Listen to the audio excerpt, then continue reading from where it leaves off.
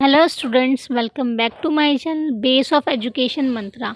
आज हम class 10th का चैप्टर 3 साइंस का करेंगे, metals and non metals.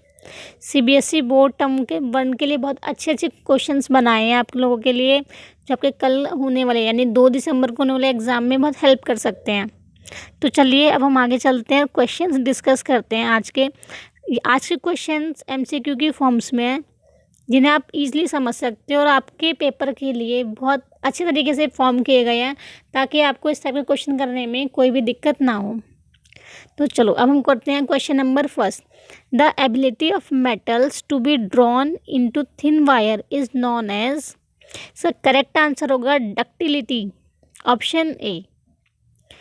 Come to the next question, question number 2। Aluminium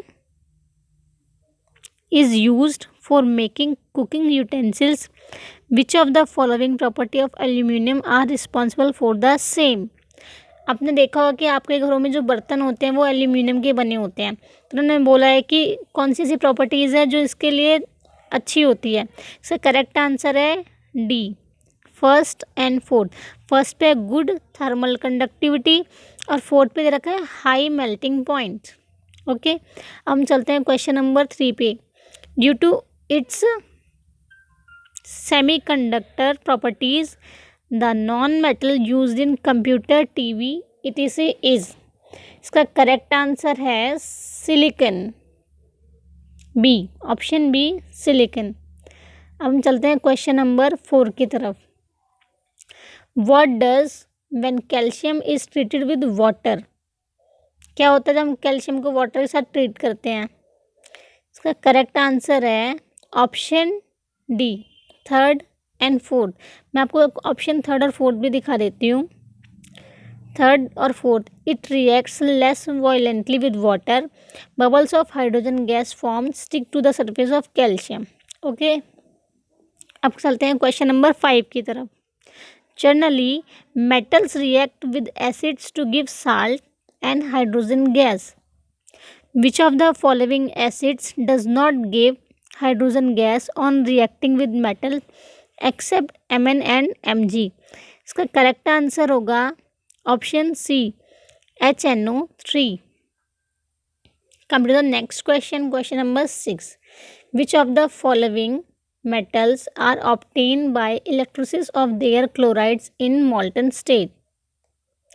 option देख लो आप। Na, सेकेंड है Ca, थर्ड है Fe, फोर्थ है Cu। इसका करेक्ट आंसर है answer D, first and second. दिखाती हूँ मैं आपको Na और Ca। Okay, question number 7। An alloy reacted with dilute hydrochloric acid to produce a gas which pop a light and splint.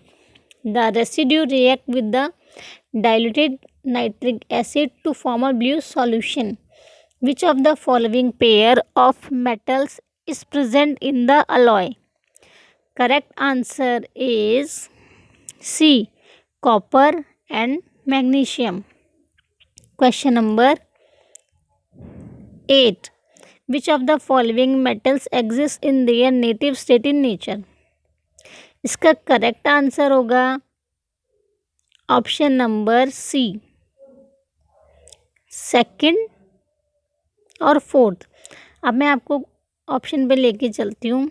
Second है Au और fourth है Ag। Okay,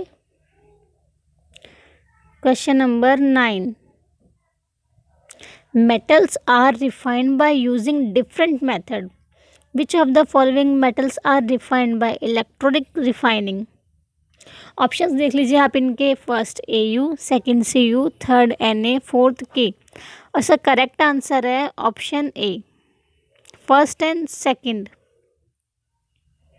इसका है Au एंड Cu। अब हम चलते हैं क्वेश्चन नंबर 10 की तरफ, और 10 को पढ़ते हैं। Metal M occur in the earth crust as its oxide M2O3. An alloy of this metal is used in making aircrafts. The ore of the metal M is Correct answer is C. Bauxite. Question number 11.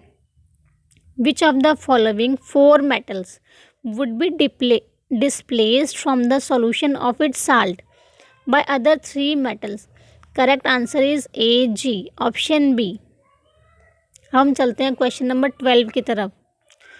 2 ml each of the concentrated HCl, HNO3 and mixture of concentrated HCl and concentrated HNO3 in the ratio of 3:1 were taken in test tube. Test tube में तीनों mixer को लिया. अब A, B and C, a small piece of metal was put in each test tube. No change occurred in test tube A and B. A और B में कोई change नहीं आया, लेकिन but the metal got dissolve in the test tube C. Test tube C में metal था, वो dissolve हो गया.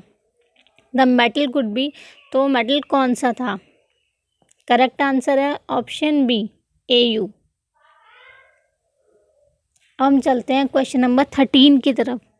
विच one of the figure correctly describe the process of electric refining? अब आप यहाँ देख रहे होगे कि ये जो क्वेश्चन बनाया है ना, इस टाइप के क्वेश्चन भी पेपर में आते हैं. अब आप देख सकते हो कि इस टाइप के क्वेश्चंस भी आपके पेपर में बन सकते हैं. तो आपको अपनी बुक पे कितना फोकस करना होगा, जहाँ पे आपको एक पिक्चर देखनी पड़ेगी, एक लाइन टू लाइन पढ़ना पड़ेगा. तो यहाँ आपको 4 पिक्चर्स दे रखी हैं, 1 2 3 4, और आपको इसे पहचान के बताना कि करेक्ट कौन सी है. तो मैं आपको इसका करेक्ट आंसर बताती हूँ, ऑप्शन 3. इसका करेक्ट आंसर है C. आप अपनी बुक में एक बार पिक्चर बहुत ध्यान से देखिएगा और समझने की कोशिश करना. ओके, हम चलते हैं क्वेश्चन नंबर 14 पे. An element A is soft and can be cut with a knife. This is very reactive to air and cannot be kept in open. It reacted vigorously with water. Identify the element from the following. वो कौन सा element है जो बहुत soft होता है और आप उसे चाकू से भी काट सकते हो, और वो एयर के साथ आने में बहुत जल्दी से एक्टिव होता है और आप उसे खुले में नहीं रख सकते? तो इसका करेक्ट ऑप्शन है Na, सोडियम. हम चलते हैं क्वेश्चन नंबर 15 पे. An alloy are homogeneous mixture of a metal with a metal और non metal. Which among the following alloy contain non metals as one of its constituent? Correct answer is D, steel. हम चलते हैं question number 16 पे. Reaction between X and Y are formed Z. X loses electron, Y gains electron. Which of the following properties is not shown by Z? इसका correct answer है B, has low melting point. The electronic configurations of 3 elements X, Y and Z are X बराबर है 2K and 8, Y की value दे रखी है 287, Z की value दे रखी है 282. Which of the following is correct? इसका करेक्ट ऑप्शन होगा option D, Y is non metal and Z is a metal. हम चलते हैं क्वेश्चन नंबर 18 पे. Generally non metal are not conductor of electricity. Which of the following is a good conductor of electricity? Correct option है इसका graphite, option B. हम चलते हैं question number 19 पे. विच of the following can undergo a chemical reaction?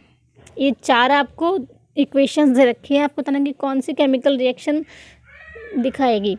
तो option इसका correct है D, CuSO2 + Fe.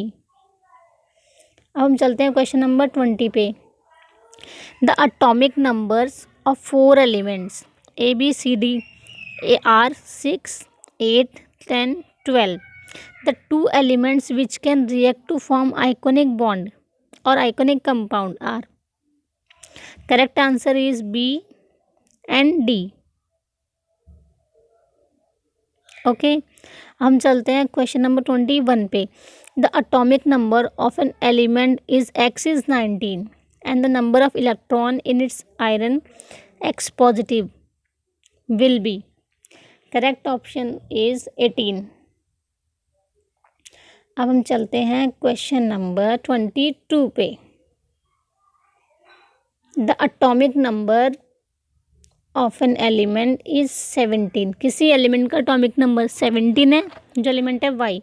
The number of electrons in its iron Y will be. आपको बताना है कि वाई कितना होगा। Correct answer is 18। Option B is correct answer. अब हम चलते हैं क्वेश्चन नंबर 23 पर। Which of the following is an iron ore. Correct answer is C, haematite.